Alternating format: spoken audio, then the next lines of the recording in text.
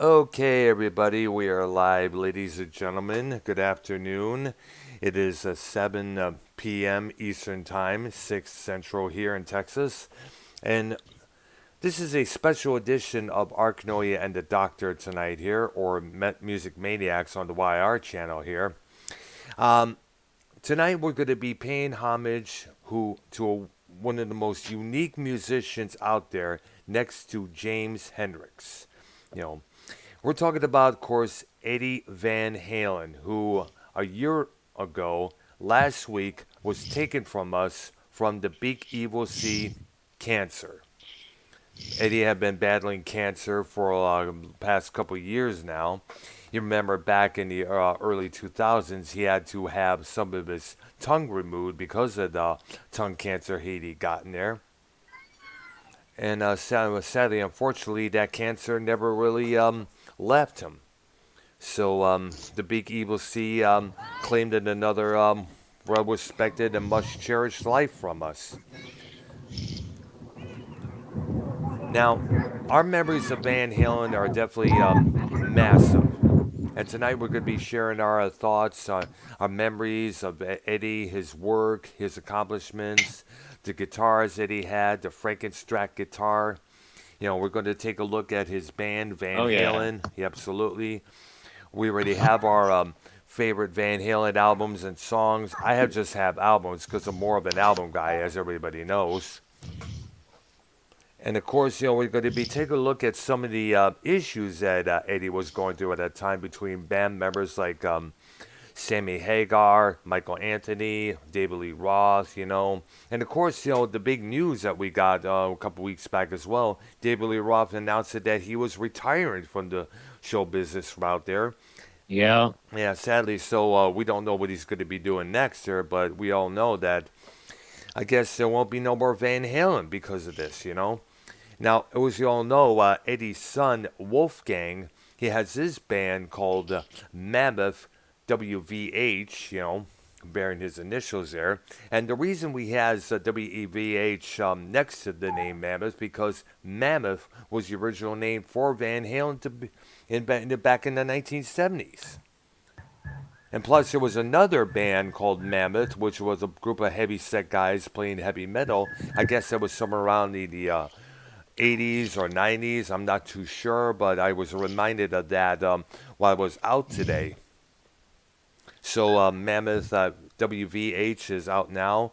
They're doing shows. They're playing. They're opening for Guns N' Roses. And no doubt around this time, there's a lot on Wolfie's mind there. Losing his Yeah. father, and plus him getting all the flack from all the Van Halen diehards for taking over Michael Anthony's spot on the bass guitar chores there since 2007 when Van Halen decided to reunite with David Lee Roth there. So here's the deal. Van Halen is probably the greatest American rock band. Now, technically, Yep. they were born in, overseas, whatever, right? Or they're, Yeah, he was. Yeah, the he's a. brothers. Yeah, Eddie and Alex. They were born. They were born in. I guess was in. He was born. Let's see here. Blah blah blah. I got the Wikipedia. He was born in The Amsterdam. Netherlands? Yeah, Yeah, the Netherlands Amsterdam. Yeah. and Amsterdam. Yes, they moved. The parents, a whole family, moved to Pasadena, California in '62. The brothers learned to play piano as kids, starting at the age of 6. They commuted from Pasadena to San Pedro to study with an elderly piano teacher. Now, Eddie was never taught how to read music. Instead, he would watch recitals of Johann Sebastian Bach and Wolfgang Amadeus Mozart to improvise. Between 64 and 67, he won first place in the annual piano competition in Long Beach City College. His parents wanted the boys to be classical musicians, but Eddie and Alex gravitated towards rock and roll. Now he was influenced bands like the Beatles, the Dave Clark Five. He cited Eric Clapton as one of his main influences there. He started out on the drums. Alex started on the guitar, but in time they would fool around with each other's instruments. Okay, you want to play my guitar? I'll play your drums. Okay, and apparently according to Alex, he had this drums thing that he was working on that Eddie just and no, let me see this. I'm getting tongue tied here again. Got to stop doing that. Alex had this thing on guitar that he was supposed to learn, and Eddie just accomplished that with no sweat there. So they decided, Eddie was going to be the guitar player, and Alex was going to be the drummer. And Yeah. later on, they would put together a band called Mammoth. They would later change it, I guess, gain a few members. I guess Michael Anthony would be the new bass player, and their singer would be a guy named David Lee Roth, who had this vaudeville persona with his character and his vocal style there. Now, So the I mean, band there's was. so much. Go ahead. Go ahead now. I And mean, there's so Ben. much because he invented a lot of stuff. We're gonna get into that too. Oh Like yeah, he the a lot of. tuna system, Yep. making the tapping famous. A lot Yep, of different absolutely. stuff. That was So, all that shit was made famous throughout the whole 1980s there.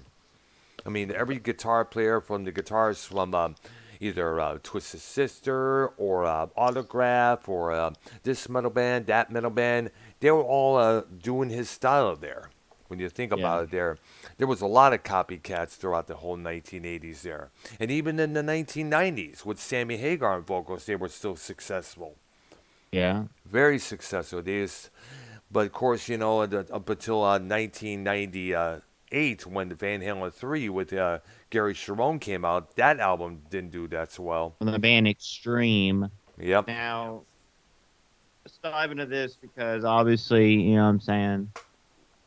I mean, I would say he is, the greatest, the best guitar player. I mean, even this is a quote from Eddie Van Halen. I mean, a lot of people say Jimi Hendrix is the best a lot, Yep. but even Eddie quoted that there was a lot of pedals used Yeah. for Hendrix. You know what I'm saying? And Absolutely. Yeah. Eddie's sound, early sound, he didn't have all that. You know what I'm saying? He didn't have Yeah. all those pedals and all that stuff. Yeah. He had to rely on mostly all of his talent there. That's how it was. I mean, when I say pedals, I mean like there's a difference from that and like you know, Crybaby, the flanger, yeah. the distortion pedal there, you name it. I mean, he did run a Phaser 90, and he Yeah. did, and he ran. Obviously he had a wah pedal, but hmm I'm talking like with Hendrix, he has what is that octavator I think sound I think so there. that the fuzz. Activator side. I think that may have been that sound there. I'm not too keen on pedal names. I just A sort of lot recognize the of sound. pedals for Hendrix. So I mean, Yeah, that's ultimately, this guy like changed the. Because back then on Stratocasters, they only had those single coil pickups. They didn't have yeah, the double coil, which is a more heavier sound. yeah. And eventually in the '80s, that's all you see. You see like that's whether it's a Jackson, whether it's a Charvel, The it's double all pickups, yes. yeah, double pickups on a guitar style body with a tremolo system. Yeah, Which like absolutely. the Les Pauls didn't have tremolo system, and obviously, we'll move in further along the show. We'll get into the EVH brand Yeah, absolutely. Because guitars, he was part of that as well, which was everywhere. Guitar straps, amplifiers, sneakers, cigarette lighters. which is essentially, the Eddie's signature guitar is essentially like a Les Paul thick, big body Yes. with, you have the tremolo system of the, like a Strat on this. Essentially, he did put those two guitars into one That's right. by making his own brand. And he's like the only person that has I mean, everyone has, your Paul Stanley Ibanez's or your Dimebag Daryl Dean's. Like, this Yep. is the only guitarist that has his own brand guitar that's high quality. Absolutely. And it's So, hard when you think about it, most of these guitars were put together by Eddie himself.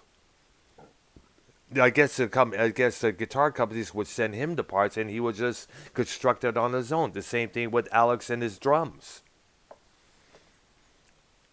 And what's even more interesting is that he did a lot of crazy things with his guitar. At one point, he had this little thing made where he could place the guitar and tap it like a keyboard or something like that. But that little piece that he put in the back would break eventually. So at one point and another, he would, of course, make the Floyd Rose tremolo system big, because he had that on a lot of his guitars there. Now, the Floyd Rose, as we know, is a tremolo system which you're able to keep it tuned.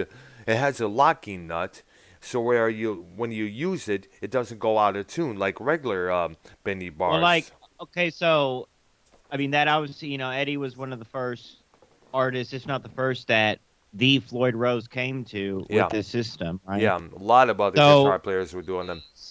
so like this D tuna thing, the D tune thing, Hmm. Eddie did pretty much invent that, which is a piece, right, Brad? If you can explain to the people, it's actually a piece that changes the. You can by a switch of a button, basically, not a button, but the actual piece. You press that piece, or you pull it out, or whatever. Yeah. It changes the actual tuning, to the drop D tuning. Ah, nice. You know what I'm saying? Because I remember Jimmy Page had something like set up on one of his guitars during the Coverdale Page period there. I remember hearing about that, which is pretty damn good. Which means you don't have to So go like through I'll all the send, bullshit, of detuning it, turning this down, turning that string I'll down send you here. this. I'll send you this picture in the chat here of what All this. right, I good, mean, good. him and this other guy actually had made this, but it was like Eddie's idea or something. Like Yes. super confirmed, super confirmed. And so you put that at the where the Floyd Rose is on Yep. the obviously the top of the E string. Um, that red thing, you like that's what you press in type thing, Yes. type of deal, and then it drops the tuning to D, and then back to E or whatever, back to All right. standard. Okay. If I'm not, if I'm not mistaken. All But right, it's man. very, very important in all the rock songs and all, it's all they use that. They have most rock and hard rock. They have this Floyd Rose system on their Yep. guitars, basically.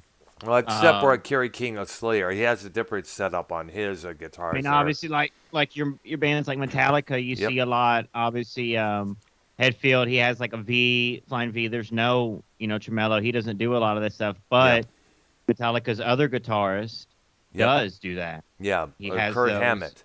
Kirk Hammett does have the tremolo. So he does a lot of the whammy bar stuff and a lot of that type of stuff. So it Wow. varies. You can still play rock with or without it, obviously, but your diving bombs, your like Making those type of elephant sounds. noises. Yeah, he's been known to Yes. do that a lot.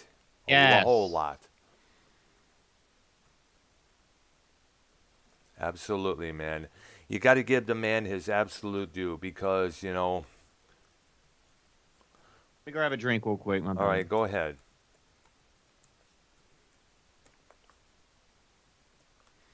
Now, it's kind of funny, sadly, now, as we mentioned at the top of the program, Eddie has had a Oh, lot, he's had a lot of success oh, with so his band. Go ahead, Keith.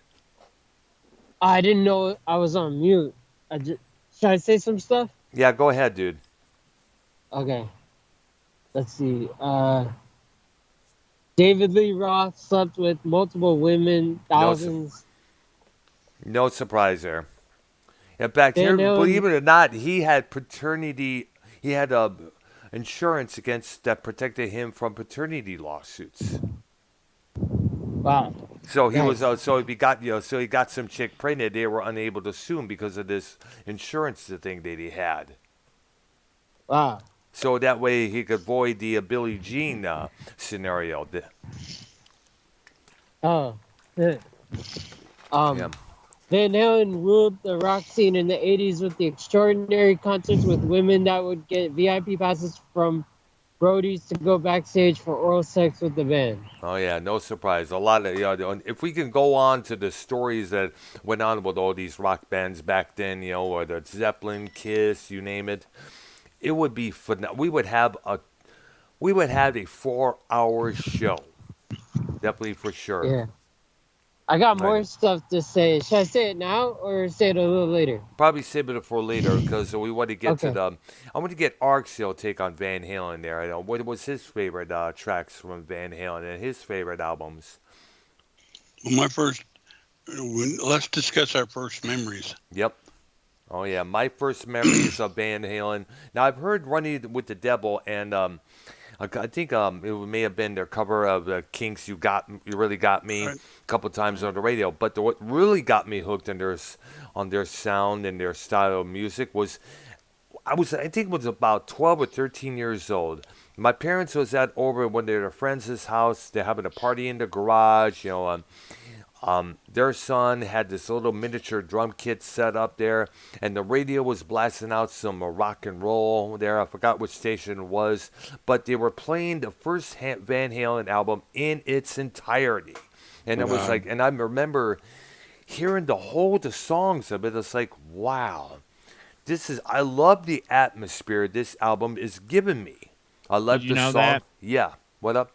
If I'm not mistaken, that first album was literally like it was all the members played in one room like a band. Like it Yeah. wasn't separately recorded. It was all Yep. shot in in the recording studio, all the members in one room type deal. That's true. Yeah. And As here, opposed to cutting it separately and mixing Yeah. it all together. You know what I'm Yeah, saying? exactly. That everything was all la-di-da and happy at that point, and they had good reason to because back then bands worked it together. And what's even better is that and here's something else you may remember here in this story: the band's demos were produced by Gene Simmons of Kiss. And there was a good chance he Yes. could have been Yes. assigned on to Casablanca Records, which Kiss recorded for at that time. So Well, you know the instead, story behind that? yeah, I heard about it. There was a story that there were going to be, well, I guess some little conflict Well, came up. What? why like Gene Simmons didn't like really push him because he knew they were going to be big and like way bigger Absolutely. than Kiss and like the biggest thing. That's why he's kind of stopped. You know I what I'm know, saying? yeah, Go ahead, which kind of makes a lot of sense because Kiss at that time was coming somewhat of a joke because they were becoming more of a children's band, a cartoon band, when you think about it. But the good thing about that was that all those kids who watched all those Kiss shows would later grow up to put together bands of their own. But back to Van Halen. Now, Van was signed to Warner Brothers Records. Their first major tour was opening for Black Sabbath, who at that time released it will be their final album with Ozzy, Never Say Die, up until the album 13 in 2013, of course. They would do a tour together there. The bands would be eventually get along there. They were happy-go-lucky and stuff like that. But there was apparently the issue is that Van Halen was apparently blowing Black Sabbath off the stage at the time. People were appreciating the Van Halens more than they did Sabbath. Sabbath at that time was running out of steam. Ozzy's drug use was escalating and everything else there. Of course, the other members of Sabbath, they were not to talk there. They were still druggies at their point there. And here comes this new band called Van Halen, who, according to Geezer Butler, ripped off Ozzy's moves in a way there. But except Ozzy didn't jump off with his legs up in the air onto the stage up there from the drum riser like David Lee Roth did. Now, of course, Van Halen 2 would emerge a year later in 1979 with their cover of You're No Good, the Linda Ronstadt song. They would have Dance the Night Away, which was their first big single. In the following year, 1980, they released one of the albums that's on my top 5 list, Women and Children First. And believe it or not, the opening track of that album, And the Cradle Will Rock, featured a keyboard instead of a guitar. Apparently, he wanted to try keyboards for a long time on those earlier records, but he was told not to because at that time, hard rock and piano don't really mix. So what they did is he played a keyboard through a stack of Marshalls with a little bit of distortion added onto it there.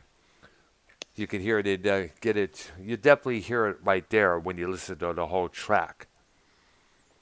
Now, of course, Everybody Wants Some from that album would become a massive radio hit. Romeo Delight. Of course, This Must Be Magic would be a great song I there. love that song, Brad. Absolutely, yeah. We're Could gonna be get into no, top could favorite be. songs, top favorite albums too, but there's All a lot right. of deep tracks on all these albums that I really love. They're All really right, great. they absolutely. Which leads up to another great album from them, Fair Warning from 1981.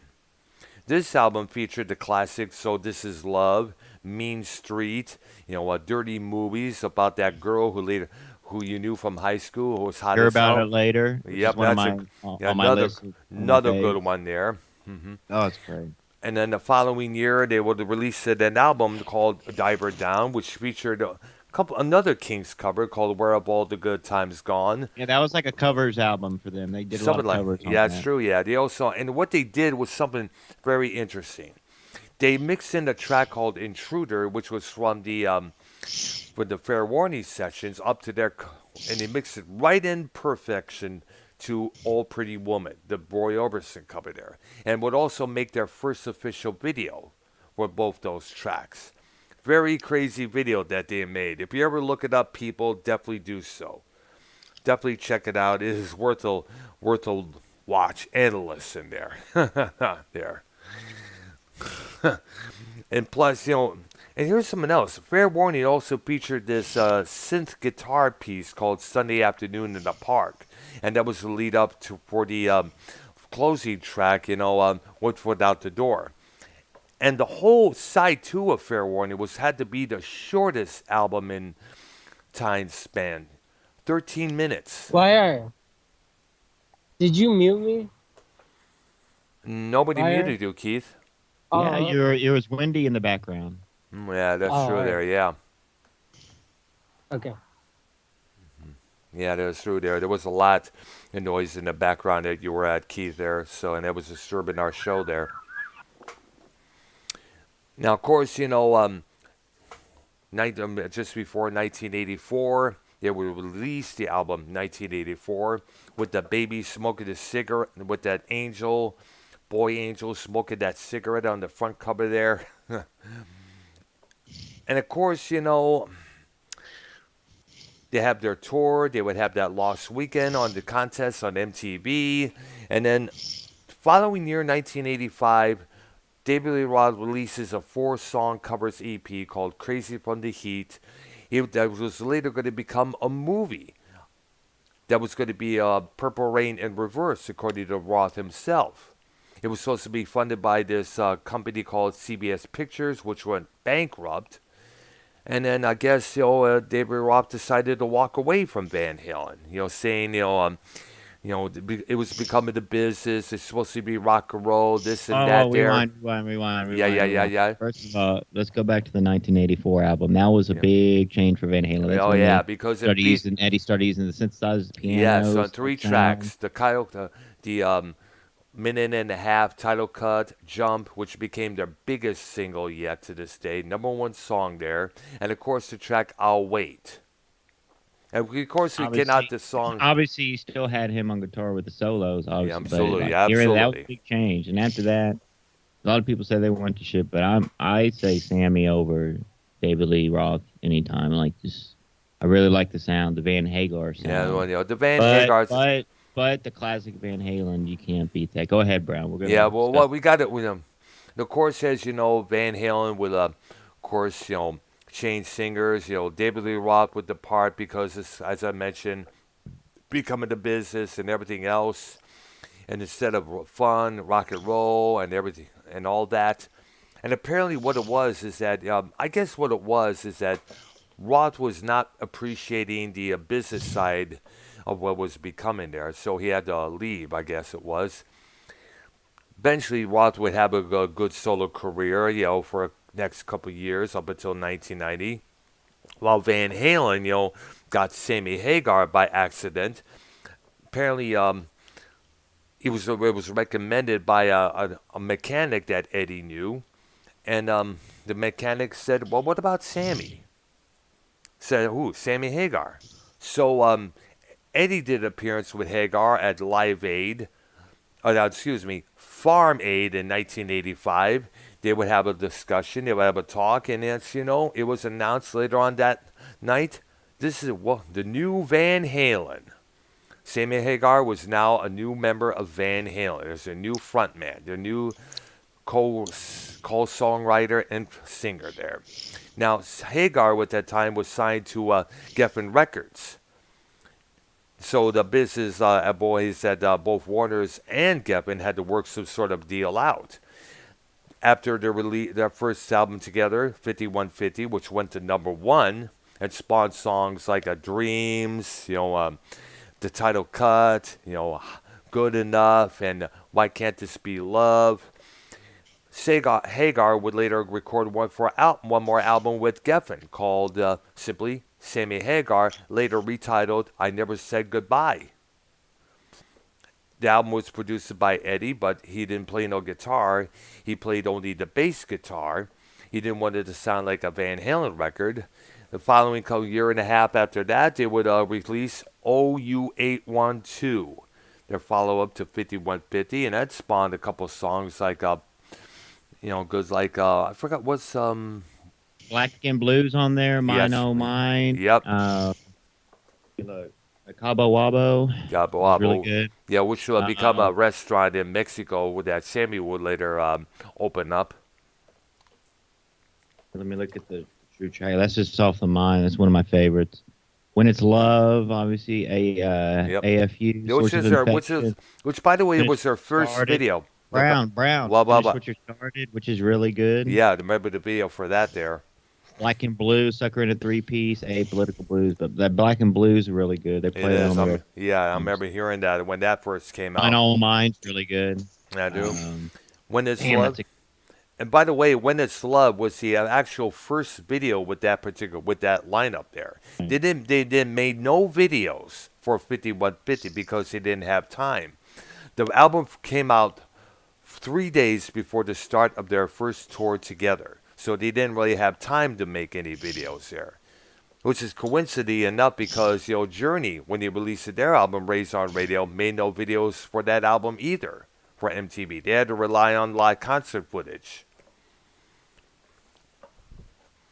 And now, of course, Roth would have he would have as I mentioned, a successful. Journey. Go ahead. What? Brown, that Journey song, right? Is that song on Fast Times at Ridgemont High? Which one was it called?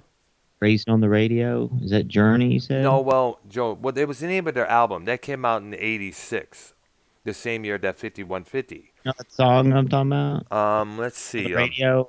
It's on, Fast Times. I don't really know the song if they recorded anything for Rap Fast Times at Ridgemont High because that was back in '82 there. And but either way, Van Halen, of course, would continue to release albums like 1991's For Unlawful Carnage, which had the song Pound Cake, Right Now, two big hits from them. Plays with the drill, the power drill. On the Yeah, absolutely. That was interesting enough to see as well there. And by the way, I could give you the story behind the title of it. You look at the album cover, you look at the album's title, you notice that the first letter of each word is enlarged.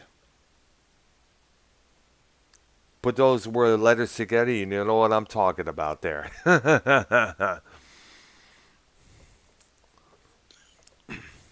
I think Wire, you know what I'm talking about, Wire? Yeah. That particular phraseology. What? Whoa. What year was that on? That was in 1991. And that album was a massive hit as well there. It really was. That's right. They released their first live album, Right Here, Right Now, a double live album, which featured all their songs. Now, during this time, they were doing some Roth material like Panama or Jump. They would include only those songs there. But they also include Won't Get Fooled Again by The Who. Now, meantime, Roth was not doing so well with his solo career. His batch of vaudeville rock and roll was kind of dying out there. Let's rewind it a bit.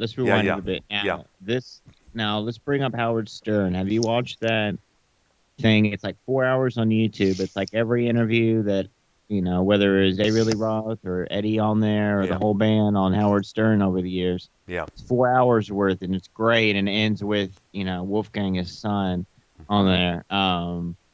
And listen, he was the Van Halen group appeared on that show a lot. Yeah. But let's dive into the drama. Yeah, there was a lot of drama going on with Sammy Van Halen. Hagar, David Lee Roth, Eddie against those guys, any breakups. Yeah, absolutely. When David Lee Roth left Van Halen back in '85, members of Van Halen took all these shots at him, left and right.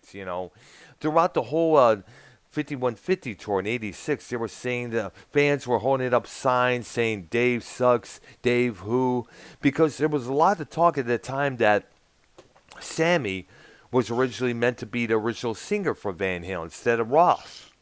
But Sammy at that time had started his solo career for Capitol Records after being booted from Montrose. Yeah, Montrose. Right. that's right. Great Yeah, group. yeah. Fortunately, sadly, he apparently got booted from Montrose for writing too many songs and such there. I don't know what it was. I guess Ronnie didn't want Ronnie Montrose, the leader and the guitarist, he didn't want to be overshadowed by their frontman. Yeah. Early. What year is this? The Montrose Rock Candy? I think it may have been 76 or 77, if I remember there.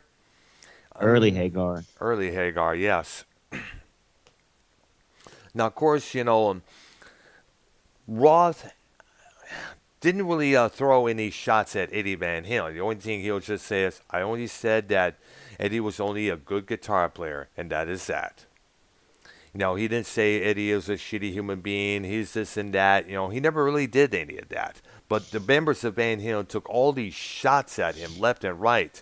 And even Sammy as well. Years before he joined Van Halen, he called Roth a faggot in a couple of publications there. But Roth only responded, well, Sammy must be wrong. He must have not seen all the shows that we did. Otherwise, he wouldn't be saying that. Because Roth mentions talks about, I'm going to bang your girlfriend's wife, if you don't stick your tongue out at me unless you're going to come up here and use it, He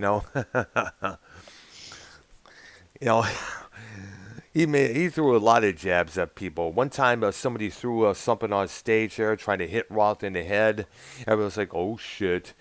And Roth just says, oh, it's okay. I'm going to be fucking his girlfriend later on tonight. But I guess his Roth style was not appealing to Sammy there. And here's something else I got to throw in. During the 5150 tour, they got some kid out of the audience to sing the song Jump. A camera that was recording this got it all down on tape. Hagar turns to the camera and said, see that, Dave? That kid can sing better than you. And after the show, Eddie took Sammy to the side and said, you didn't need to do that, man. And, of course, later on, throughout the next year, Eddie would later kind of recant his words, saying, I was pissed off, I was angry at that time, I was hurt, I was pissed off, he just slept at the most biggest time that we ever had. We had this big number one song there. We could have done another number one track there, number one album there, and he just took off. He left us behind there. He wanted to be a star, such and such and such. And I guess that kind of a lot of people were upset at Eddie for all those remarks. Of course, Sammy Hagar tried to, make peace, for a while there. He was saying, I saw the Roth's latest video and I loved it. It was the Just Like Paradise video from '88 there, where he was doing all that rock climbing stuff there. I mean, you got to give Roth credit. He always does a lot of venturous things out there. He one time put together thing called the Jungle Studs, which is an exploration project where you go investigate in the jungles in Africa and other countries there. At one point, they were going to find Michael Rockefeller. They were going to find his plane and then go find Rockefeller himself. So that would have been interesting if they would actually find if this guy, because I've been hearing a lot about that guy disappearing. Yeah. Earl, someone in my chat says they'll donate if I can play Eruption, but can you play Eruption? I can try, but would not be that good. I could tell you that. Can you tap? Can you tap? Well, only thing I could probably do is I'm not not tapped in a long time. Right. Let me see.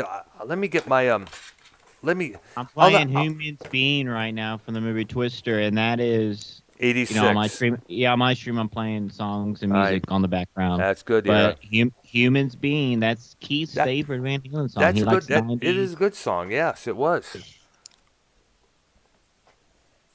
It is a very good song. Twister. Yeah, the movie. Movie Twister, ladies and gentlemen. This was Sammy Hagar, the 90s. Yeah. What year was 96? Yeah, that was my favorite song. Oh. Are you in Keith, are you in the bathroom? Yes. I can tell by the echo in there. Yeah. Right. Just flush when you're done, okay, dude? Okay. Mute first. Go ahead.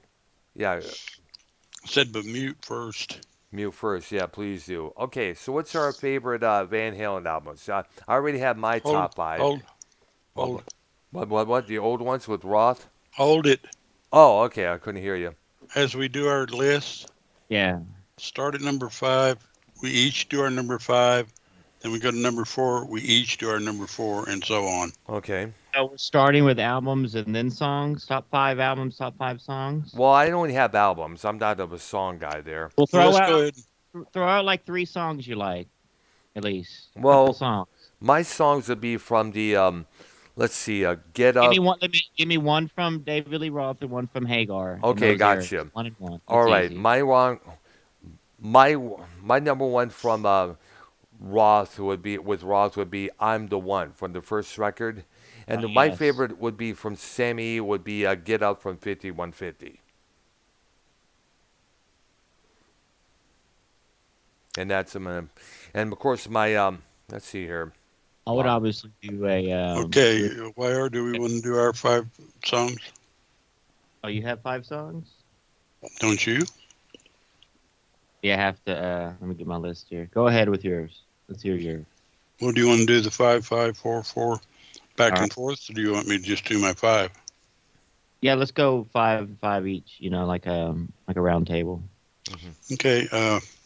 My number 5 is When It's Love. Good song there. All right. The OU-182 album. Yes. And by the way, I thought we were doing our top 5 albums, not songs. Well, songs and albums, both. Yeah, I just have top 5 albums because remember I'm an album guy then a song guy there. I'll say for me, number 5 would be Right Now. Mm-hmm. Earl doesn't have a song list. Go back. Okay, so number 4 with Ark. Okay, number 4. My number 4 would be I'll Wait. Good song. My number 4 would be Mean Street. God, classic jam there. My number 3 is Intruder, Oh Pretty Woman. Mm-hmm.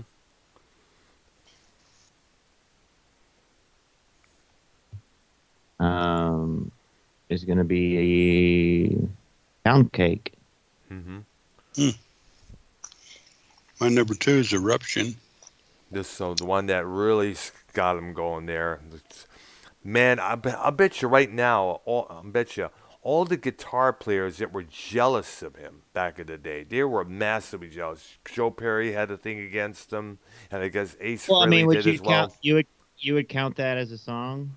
Well, not really. It could be a track, but still, I don't know about a song, but it's still. That's got to be on everyone's. That's just like a default if on anyone's. Oh, Van no Halen. doubt. So that my number. Number 2, I'm gonna throw in there. We're gonna put Jump in there, and the reason is it's not really the song; it's more of nostalgia because that was like the first, introductory to me with Van Halen. I found the cassette tape, started playing it, and Jump is all about Jump. That, and obviously it's more. It's an inspirational song. You won't know unless you get out there and do it. That's the reason I was like my interesting, because my number 1 is for the same reason as the one you just did. Oh, yeah. Running with the Devil. First one I ever heard. I mean, that was the first song I heard from him as well. Can I do my Hold on, top let me finish 5 up my favorite? let me finish up my one key. My number 1 is gonna be Dreams, 5150 album. Long song, great song. It has your guitar. It has your, your Keyboards. synthesizer, keyboards. Yeah. Yeah.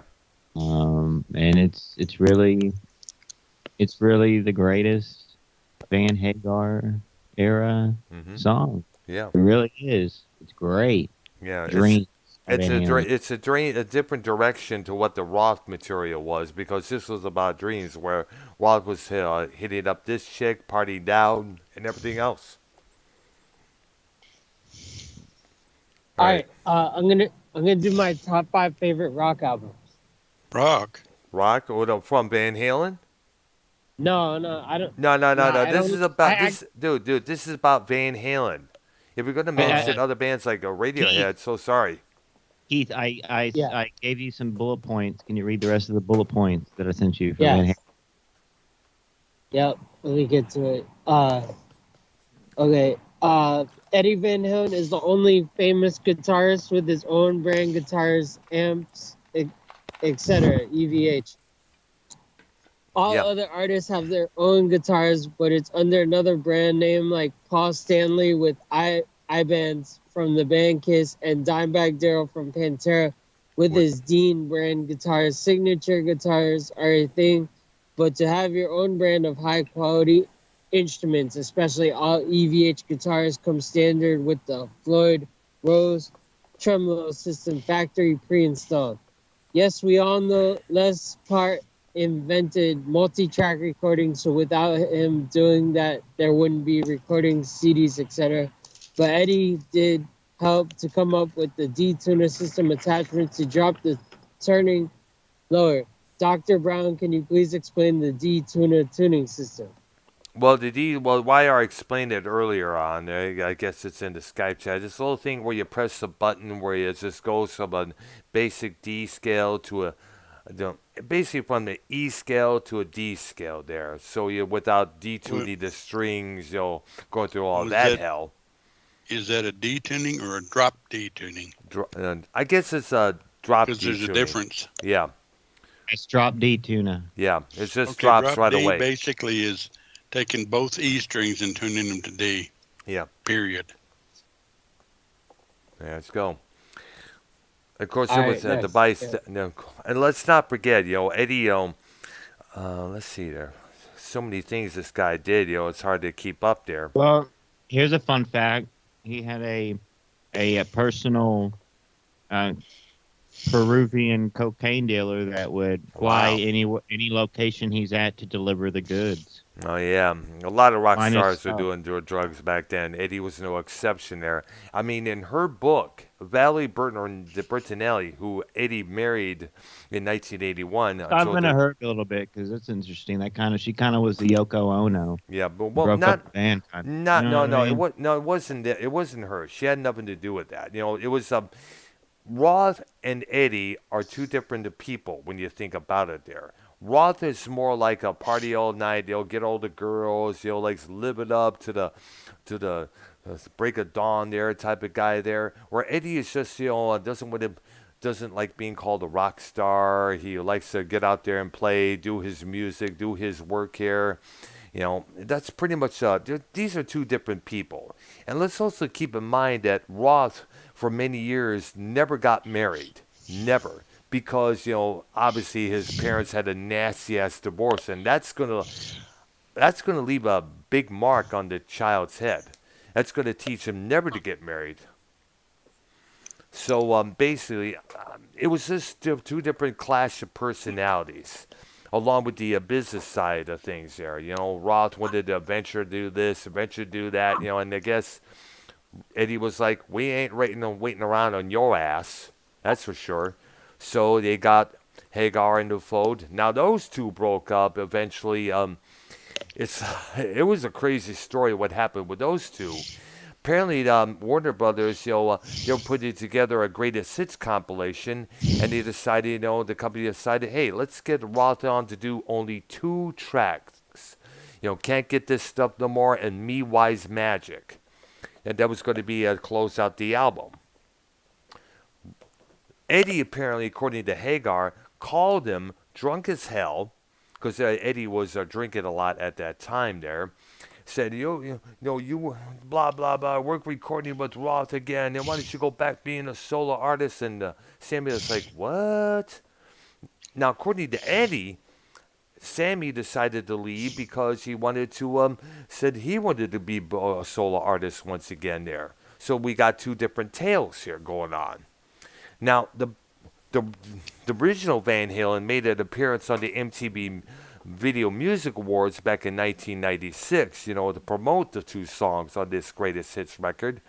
But apparently, a couple weeks later, there was an announcement that Roth would not be rejoining Van Halen. They got a new singer, Gary Cherone from Extreme. I guess Roth wanted to rejoin Van Halen because his career as a solo artist was going downwards. And I guess what it was is that, he was bummed out about that whole deal. I mean, Roth hasn't really done much since those solo records in the 80s there, when you think about it there. And here's something else. Dave's ego, according to the Van Halen brothers, was the reason why talks for a reunion went down the tube.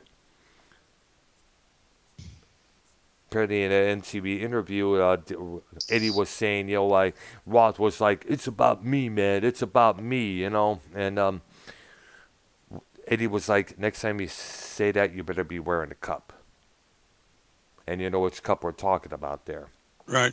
Absolutely. So, so those two may be at odds with one another. Now, eventually, those two would once again tour in 2007, but this time without Michael Anthony. Apparently, back in 2004, they did a reunion tour with Hagar.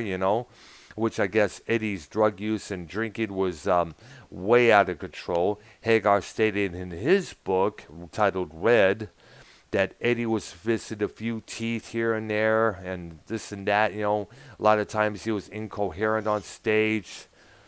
I guess, the drugs were starting to get to him here and there. I guess, Eddie had to go to rehab.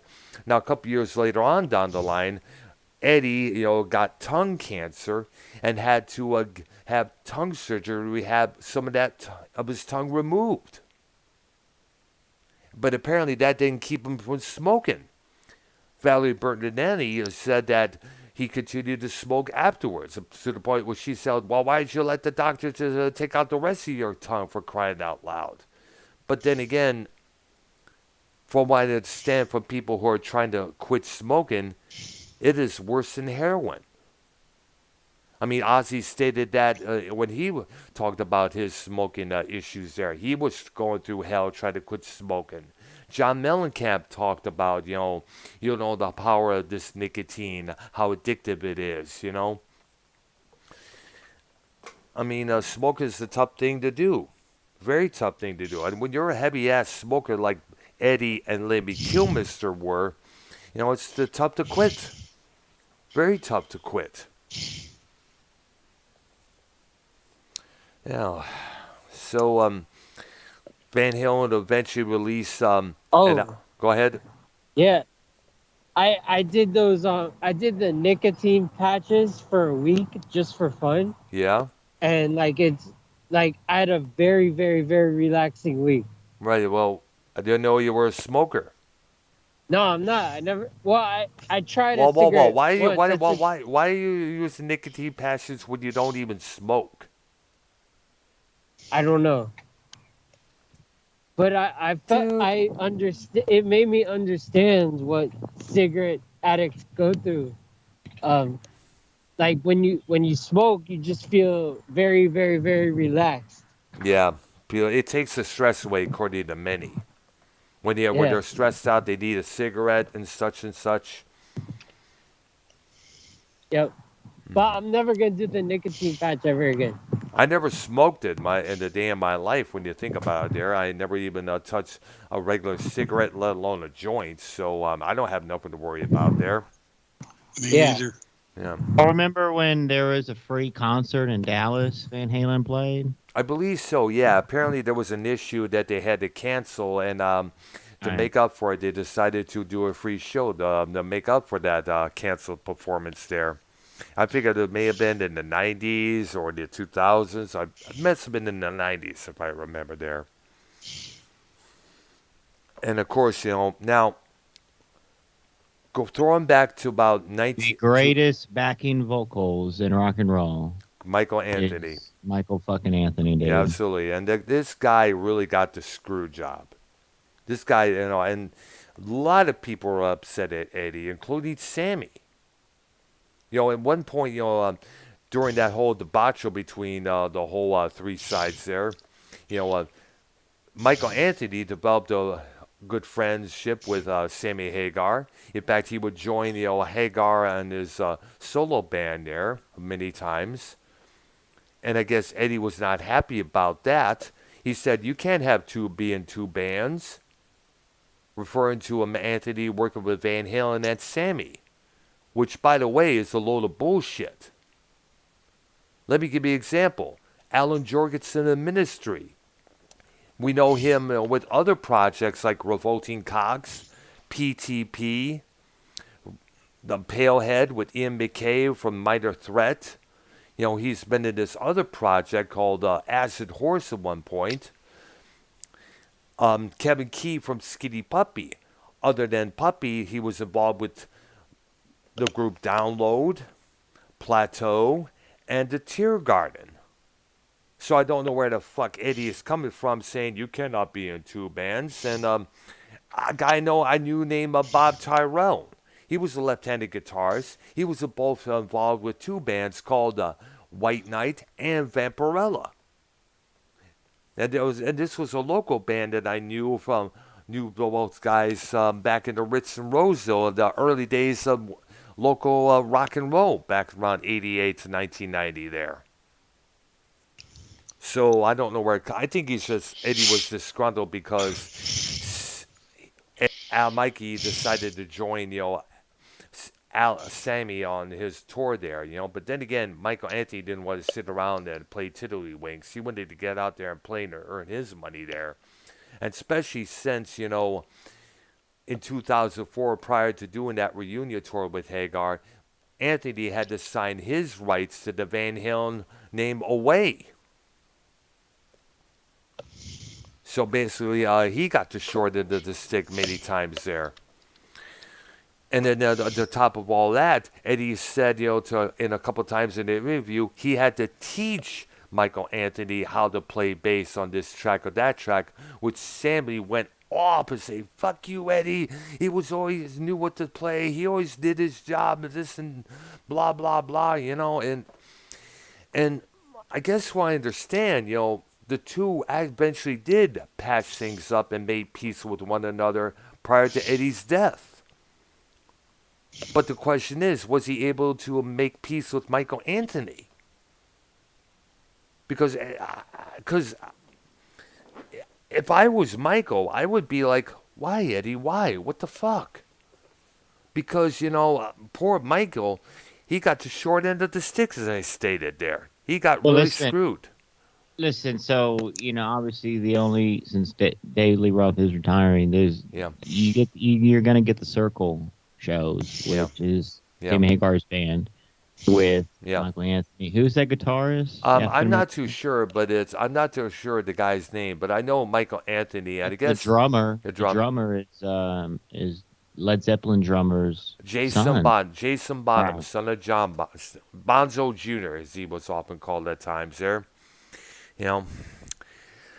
I guess they're going to be starting doing some shows again now since it's safe to go out and tour again now. Thank goodness. And but I'm sure Roth is going to be. I don't know what. The question I want to know is, what is Alex going to be doing? Is he going to be doing some playing in other bands? Is he going to come up with a Van Halen review group like Carl Palmer did with ELP? They need like a big tribute show, with Slash and all the great guitarists that are still alive. And they need a big tribute show on TV because they do nothing for the Grammys, they do nothing for the VMAs, and none of those award shows. They do no tributes like that or worth Nope. shit. No, You know what I'm no, saying? fuck those shows because Obviously, his son isn't doing like any Van Halen tribute stuff. His music is his own stuff, and that yeah, was Eddie's absolutely, yeah, wishes to him was to do your own stuff. yeah, Don't try to absolutely, copy yeah. me, like that. Yeah, So absolutely there. And we also got to talk about there was some of the, I think I mentioned this, many of the resentment from other guitar players towards Eddie during the early years. Well, I understand Joe Perry was a dick to Eddie at one point during the backstage at I guess a concert festival at one point. And I'm sure Ace Frehley had a few anger issues of his own. Well, I remember reading years back. At one point, Frank Zappa, back in '86, said that he quit playing guitar player for a while because people were expecting him to play exactly like Eddie Van Halen.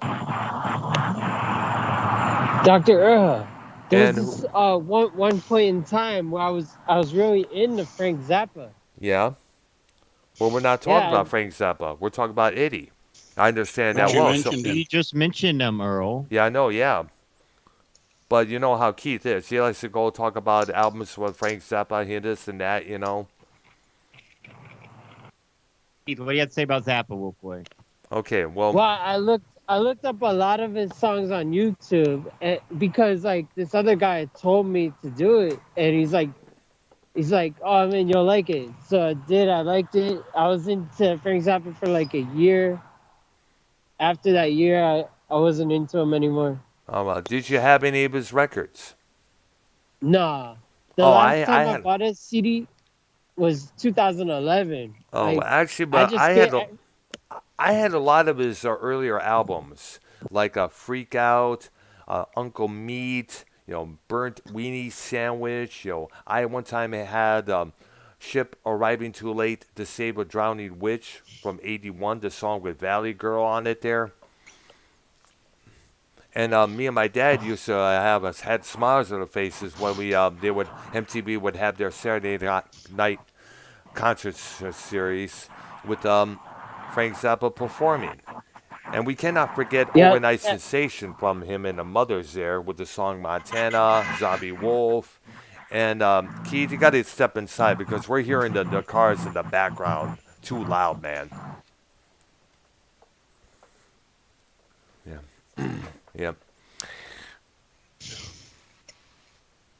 Now, Eddie, by the way, here was, according I was looking on the Wikipedia there. Now, in the terms of endorsement and branding, in '82 he made his first guitar endorsement while launching the 5150 Beretta model with Kramer guitars. Yes. The partnership. Hold on. Blah, blah, blah. I love this stuff. So listen, so I'm probably gonna get that guitar. It's like, it's cheaper. It's like Yeah, a couple $100, but Wow. the better version is like 800, $799. It comes with the Floyd Rose, but I don't need the Floyd Rose and all that. But it has the cool banana headstock and all that. And there's posters of that. Remember when he used to wear that? Keith, Hmm. let me meet you. When he used to wear that no bozos. Yeah, I shirt, remember that. clown. Sure. Yeah, that was big at that But time. yeah, so he yeah, used it to was wear that first all the Kramer. time.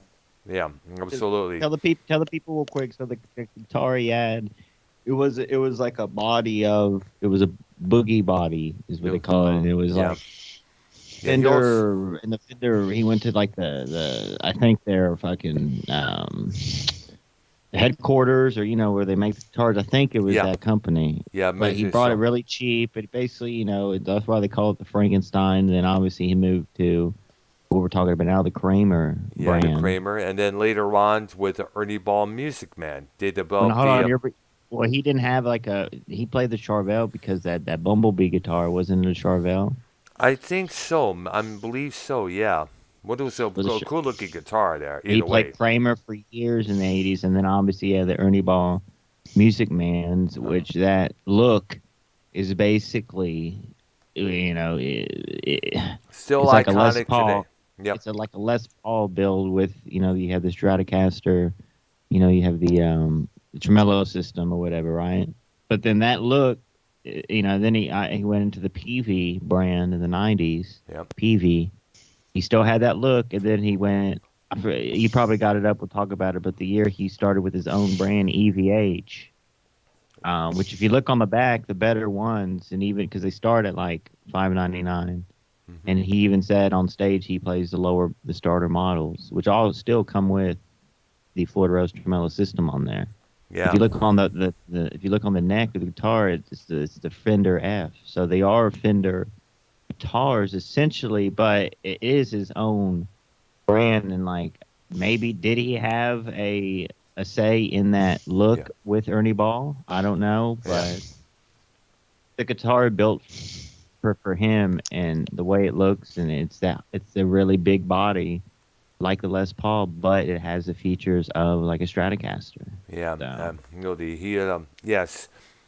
Now, as I was about to mention, he helped develop the EVH model guitar with Ernie Ball Music Man, a partnership that lasted until about 1995. The following year, he teamed up with PV, where he developed the PV EVH Wolfgang guitar. That partnership lasted until 2004, when he joined forces with Fender, eventually releasing the Eddie endorsed Art Series guitars under a Fender's Charbel brand, and later developing the EVH brand.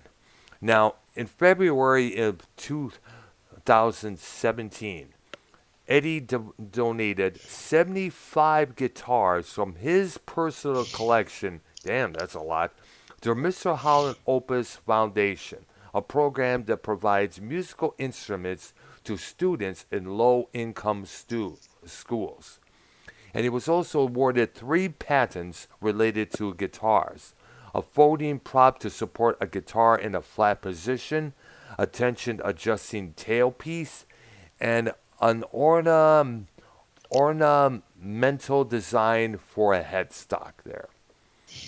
Now, his amplifiers, by the way, when in 1993, he collaborated with PB Electronics to develop a series of amplifiers and cabinets called the 5150 series, which ended in 2004. Have you ever owned a PV? No, no, I never did, unfortunately. There. Yeah, I like the amps like that got now the Boss with the built-in Yeah. effects and stuff. Like the PV one I had, it had a built-in effects. Yep. The regular, the flangers, octaves, all that stuff. So Absolutely. it was a good amp. It's a good amp, bro. Yeah, And that's what was. he used in the night. And he used PV guitars, which is really good guitars too. All They right, really there. are. Man, it was. There's a lot about his personal life here. As we mentioned, he was married to Valerie Bertinetti from 91 to 2001, the TV actress who started One Day at a Time at that point there. She even did a short-lived NBC sitcom, which Eddie made a first appearance in the beginning of the program there. Now, Eddie's health, unfortunately, he struggled with alcoholism and drug abuse, as many musicians out there. He began smoking and drinking at the age of 12, and he stated that he eventually needed alcohol to function.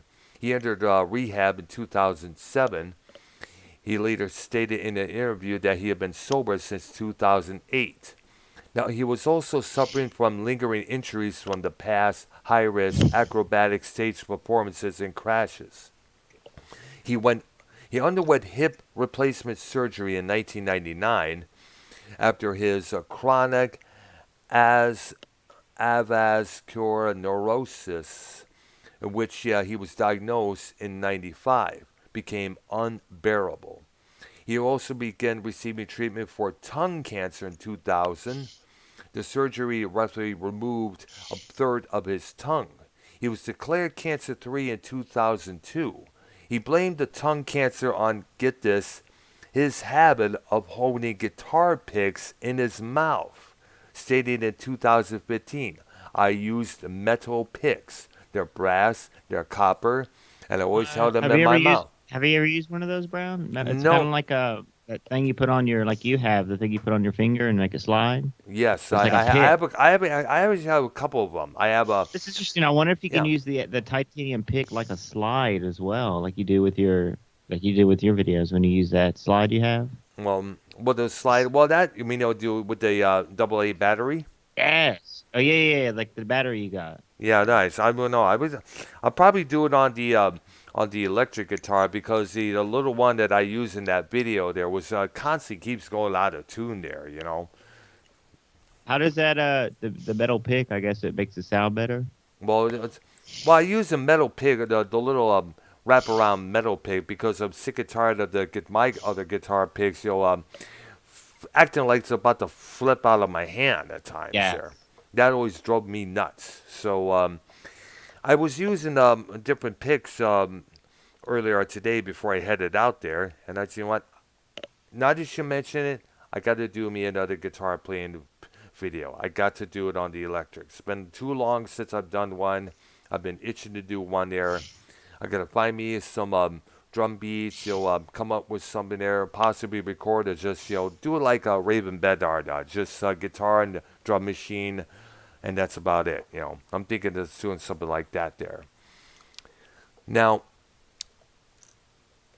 do you believe that holding these metal picks in your mouth can cause tongue cancer? Yes. Really? You can? Wow. Metal in your mouth. Yeah. I mean, Yeah, sure. Wow. I mean, like, he did say that he was smoking to do a lot of drugs, a lot of everything, but at the same cigarettes. time, yeah, he was a heavy smoker. That also contributed to the cancer as well there. But at the same time, he stated his lungs were totally clear. That's just his own theory. But the doctors say it is possible. Now, in 2012, Van Halen did release their last studio album, A Different Kind of Truth, with Roth and Wolfie. And he went under surgery for several bout of what's it called, diverticulitis, I think it's called. Recovery time required due to a surgery led to the postponement of several Van Halen tour dates scheduled for Japan. He was later hospitalized in 2019 after battling throat cancer for the past 5 years. And his ex-wife, Valerie, also mentioned a battle with lung cancer in an Instagram post shortly after his death. He died of a stroke at St. John's Health Center in Santa Monica, California, on October 6, 2020, at age 65, surrounded with his wife Janie, son Wolfgang, who was a bass player from since 2006. Valerie Bertinetti, his brother Alex, Wolfie confirmed his Eddie's death on social media that very same day, and some of his childhood landmarks in Pasadena had become memorials where fans could pay their respects. And he announced it. Wolfie announced it the following month. Van Halen will not continue as a band. You can't have Van Halen without Eddie. No doubt about that. Well, I mean, here's the thing, though. Yeah. Obviously, Alex, he's never, the drummer, and his brother, he's never done anything out of Van Halen that we know of. Obviously, the torch carriers is Sammy Hagar in the Circle. Yeah, absolutely. Michael Anthony. And by the way, we also got recent interviews. But hold on a minute. Go ahead, my bad. Recent interviews, Sammy does confirm that he will play more Van Hagar stuff because he was obviously playing a lot of Sammy solo, a couple covers, Montrose stuff, but he's gonna play more because you have to, bro. You got to carry the torch somehow. And Sammy, honestly, people, and I'd put a poll in the chat, and they like David Lee Roth more. But I know that's right. A lot of people, but because live now, if you go see like Sammy Hagar in Circle now, like his voice is still great as it was. That's good. 30 years ago, 40 years ago. I mean, yeah. It's still, by the way, he's celebrating. I guess he's 70 something. I guess it is. His birthday was about 74. Yes. Yes. It was like last week his birthday. Or a couple of days ago. I think yesterday it was. Yeah. It was days ago. Nice. But he still is really good vocally live. He's in Florida a lot. Yeah. He's in California a lot, obviously. So and he's still running his Cabo Wabo business in Mexico. Yep, that's right. It's there. And at one point, you may remember, 2002, Roth and Hagar did a tour together, United Nations of Rock tour that year. And I guess there were, but then again, you had two big dogs with one little dog dish there. So obviously, I guess it was considered that was considered a very disastrous thing there. But still, it was good for those two to come together, one point at a time. And I guess if it's to say, one of the reasons why I never took up smoking was just because of Eddie's cancer issue, but also Lemmy Kilmister. Yes. He was a fucking chain smoker, for crying out loud, man. And it's sad, a great one has left us, and I'm gonna try and do this. I'm gonna put the headphones and the microphone to my to the amp here.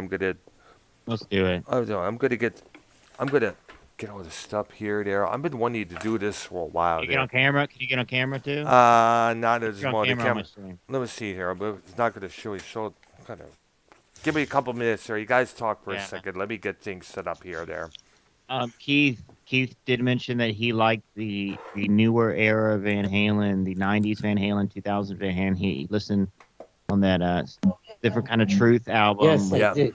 The newest one from David Lee Roth back in 2000. He did like actually from 2012 or something, 2011. 2011. He liked that Tattoo song on there, and then from the Twister movie soundtrack. What was the song? Humans Being. Yeah, the Twister soundtrack.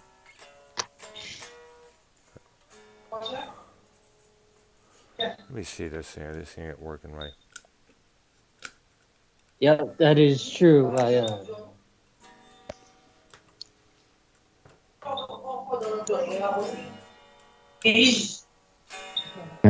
play some drums. I'm trying to get this thing going, but it's not working now. I know there's a pedal or whichever there, but it's not coming through.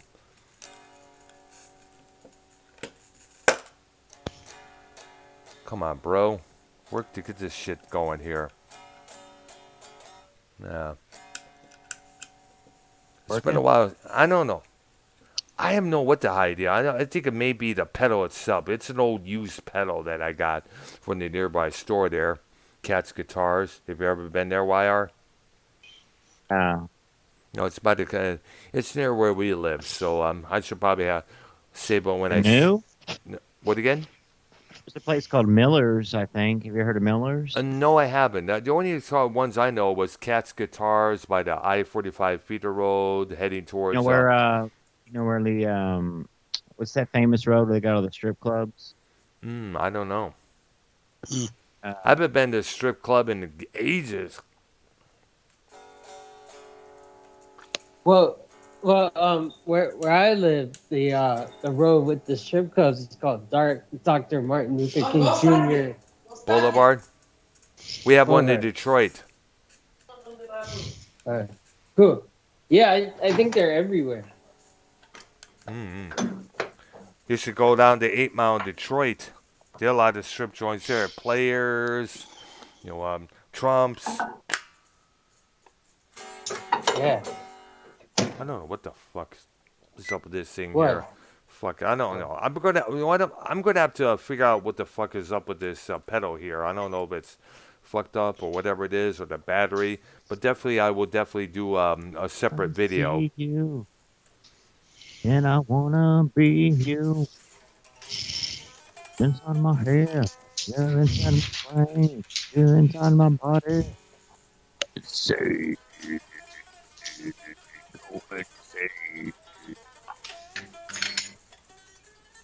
Everybody, it's copying me. And from the jokes that I see, it's Joe Cronin. Joe Cronin, yeah. Joe Cronin, he's copying me.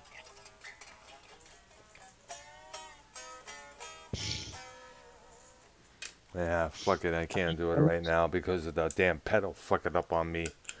I'm going to have to work on this. Like I said, I'm going to have to do a separate video sometime this week or before the end of this week here.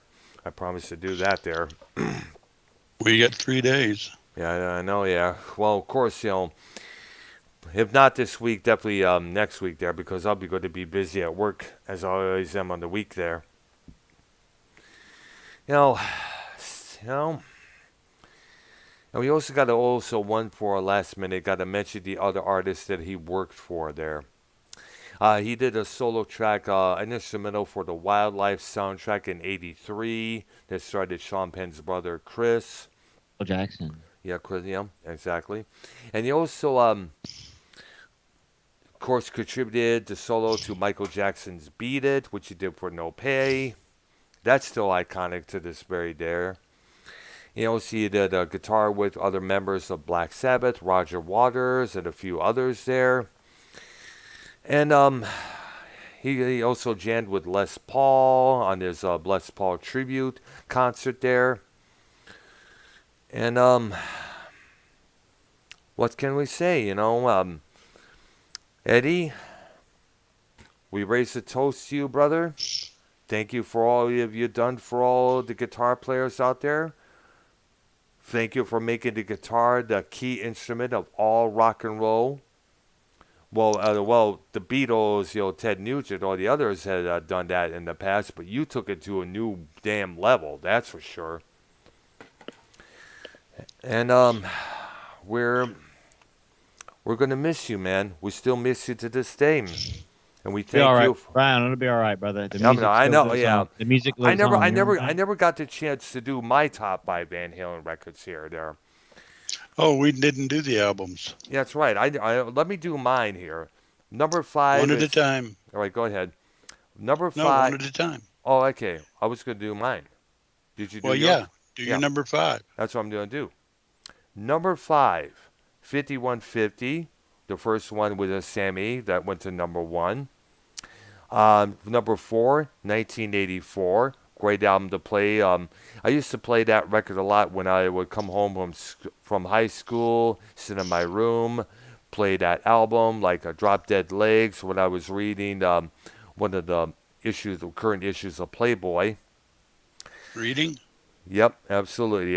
Looking at the chicks, reading all the other articles like the experts from the Wired novel from Bob Woodward about John Belushi's drug addiction there. Number 3 is Fair Warning from the great album there. Kind of a very, kind of like somewhat of a dark atmosphere with that one there, with some of the topics including mean streets, dirty movies, Sunday afternoon in the park, or push comes to shove. Number 2, Women and Children First, for the opening track. Everybody Wants Some, Romeo Delight, Loss of Control, and number 1, Van Halen, number 1. And there you go, my top 5 Van Halen records. Your list is remarkably similar to mine. Yeah, but I guess it's also similar to YR's. Let me go, because this is fucking hard. All right, go ahead. Number 5. We're gonna do, and this doesn't mean they're bad. This just means they're in my top 5 favorites. It means it's bad. So we're gonna do, we're gonna do Fair Warning for number 5. We're gonna do number 4, OU182. We're gonna do number 3, Van Halen 1. Number 2, Van Halen 2, and number 1, 5150. I'm sorry. It's okay. Now, I'm going to mention this, one album that they did back in 97, 98, Van Halen 3 with Gary Sharon. I've heard tracks of that album, and I'm sorry, it just wasn't really that good of a record. Balance, 1995. Balance. Yeah, that was a good album. I heard many good tracks on that album there. My top 5. Number 5, Women and Children First. Number 4, 5150. We all 3 had that one. Number 3, 1984. Number 2, Van Halen 2. Number 1 is the first one, Van Halen. Yeah, same as mine. And Van Halen 2 is really good, right, Art? Yes, it is. It's the Bumblebee guitar, too. Yeah. 1979. Nice. songs like DOA, songs like Spanish You're No Fly. Good, You're Yep. No Good, The Linda Spanish Fly. Yep. Somebody get me a doctor. Call me, or somebody call me a doctor. Out of love You're a again. doctor. Yep. Yeah. All right.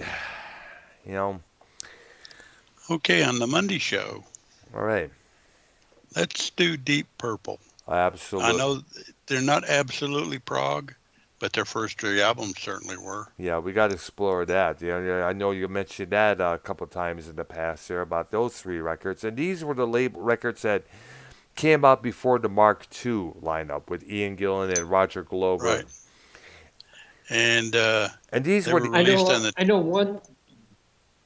Go I know ahead. one song from Deep Purple. Let me guess. I know. Which one? Yep. Yes. Smoke on the Water. Smoke on the Water. Yep. Yep. Obviously. Who Well- doesn't know that song? Oh yeah, we own that. So, well, Yep. Keith, tune in next Monday, and you're going to have a good lesson. Okay. Time to go to Keith. school, little boy. Oh no, Keith, are you home? Yeah, I am. All right, so after right. this show, we're gonna be doing this big drama show. Tony, Bullfrog, Keith, and whoever else wants to hop on. All Joe right, Cronin and Sean, you've been doing some very naughty things. I got to definitely tune in and see what's going on over there with Bullfrog now. But all right, guys. All right Pleasure. there. All right there. Already, we'll All talk right. to all of you later. All right. Right. Then for YR, Keith, Arknolia, and myself, this is our special edition, our salute to Eddie Van Halen. We will see you all Monday at 7 p.m. Eastern Thank Time. you.